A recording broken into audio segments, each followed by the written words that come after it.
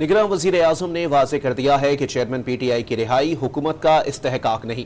अनवारुल हक काकड़ ने साबिक वज़ीर-ए-आज़म को जेल में जहर दिए जाने का इल्ज़ाम मन घड़त करार दिया।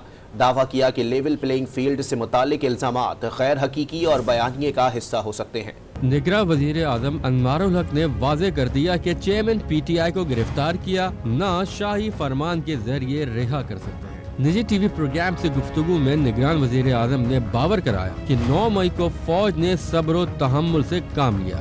यहाँ कोई अजियत पसंद लोग नहीं कि जिन्हें चेयरमैन PTI से जाती बदला लेना हो। PTI लीडरान समेत दीगर रहनुमा अपनी सियासी सरगर्मियों में मसरूफ है। निगरान वज़ीर-ए-आज़म ने चेयरमैन PTI को जेल में जहर देने का इल्जाम गैर जिम्मेदाराना करार दे दिया। बावर कराया कि वो जेल में बिल्कुल महफूज है।